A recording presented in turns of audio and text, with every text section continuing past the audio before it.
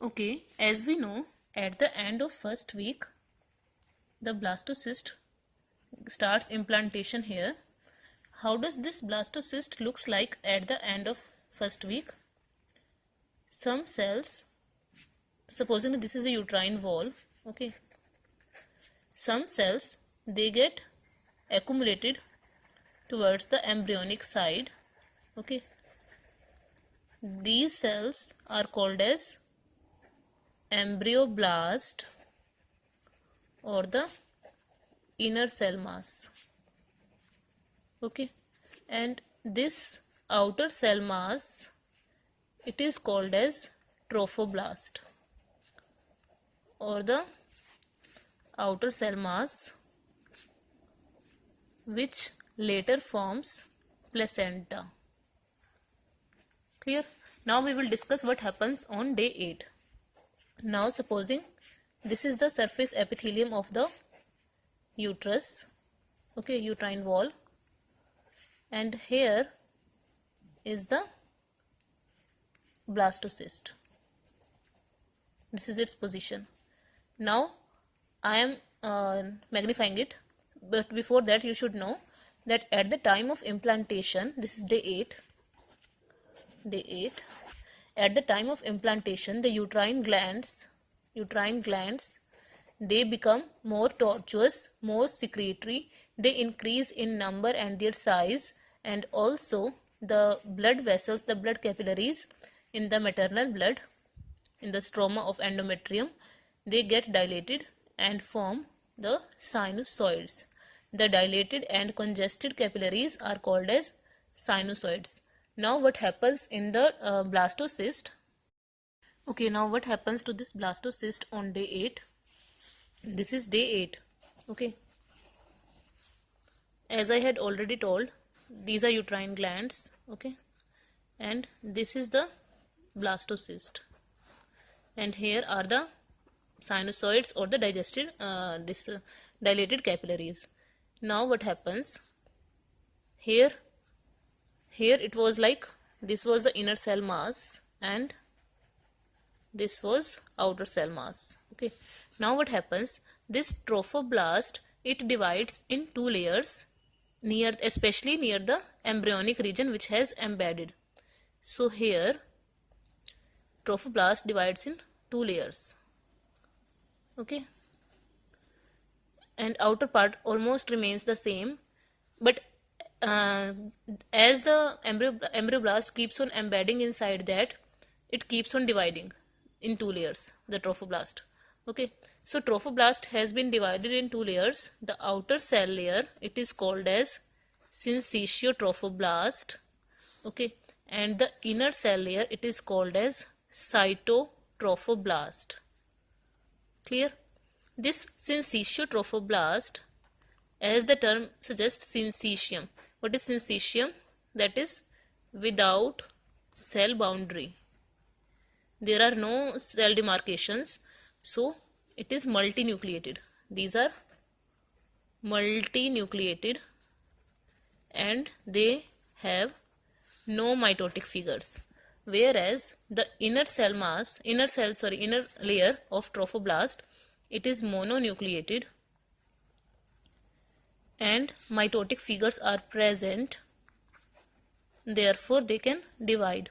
So these trophoblast cells, they keep on dividing and dividing, and they gets proliferate, and as they migrate towards the syncytiotrophoblast, they lose their cell connections and become syncytiotrophoblast, okay.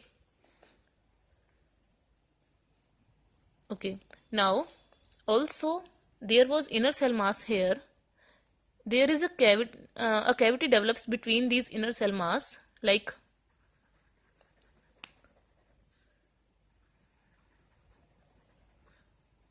a cavity starts developing here. This cavity is called as amniotic cavity, okay. And some cells which are lying beneath the cytotrophoblast here, these cells are also derived from this layer and are called as amnioblast.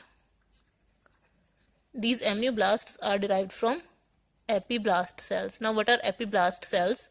Basically, at the same time, the remaining cells, they divide in two layers.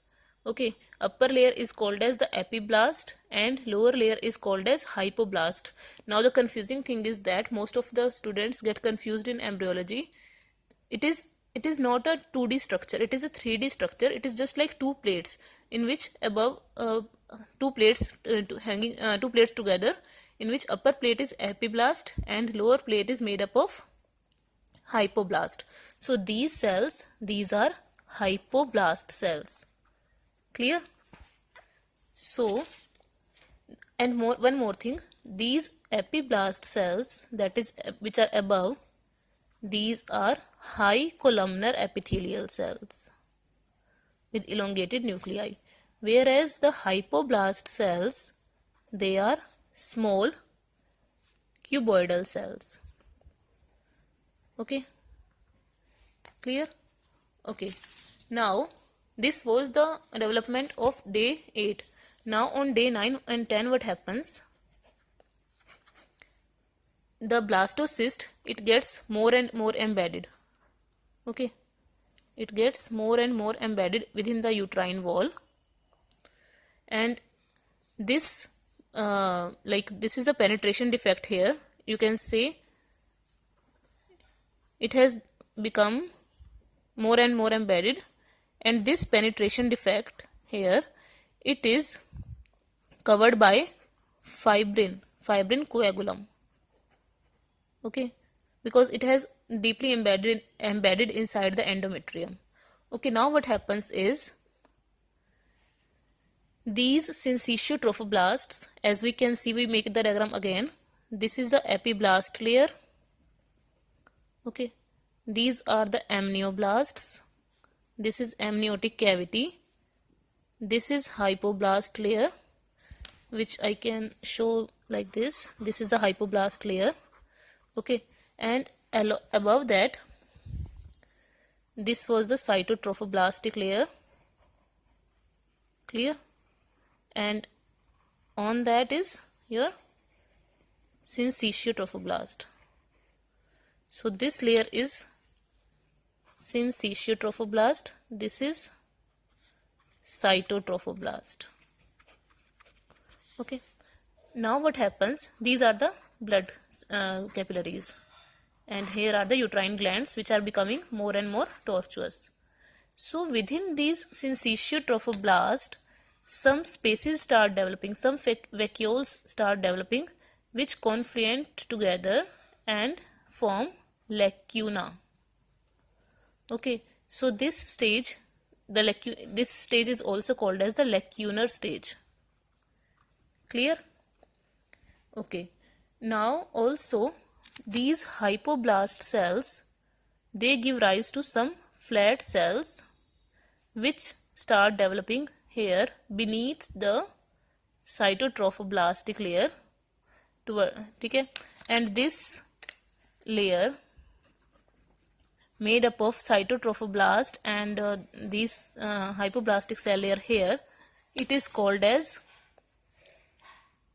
the exocoelomic membrane or the Husser's membrane.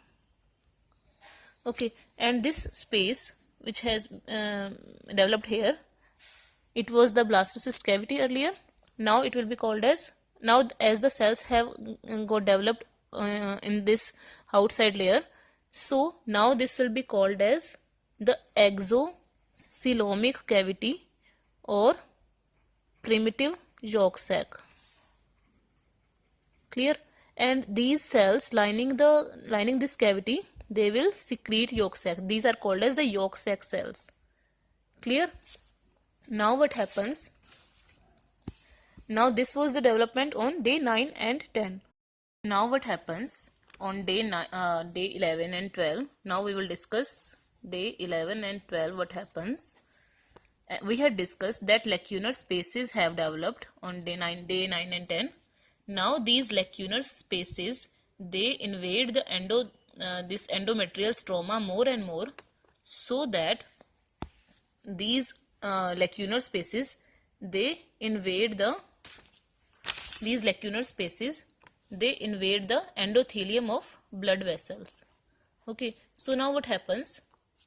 Because of damage to the endothelium of blood vessels, these lacuna and blood capillaries, they come in contact with each other. Okay, so blood flows into the lacuna here. Okay, and these maternal capillaries or the sinusoids, they become continuous with these syncytial lacuna. And now see, this was the maternal circulation, this was the placental or the fetal circulation. So on day 11, by the day 12, especially the day 12, this uteroplacental circulation, it begins. It is an important question for your exam, which is often confusing for students. Okay. On day 12, this uteroplacental circulation begins because these lacuna, these syncytial trophoblast cells, they invade the endothelium of these blood capillaries of mother's uterus. Okay, clear?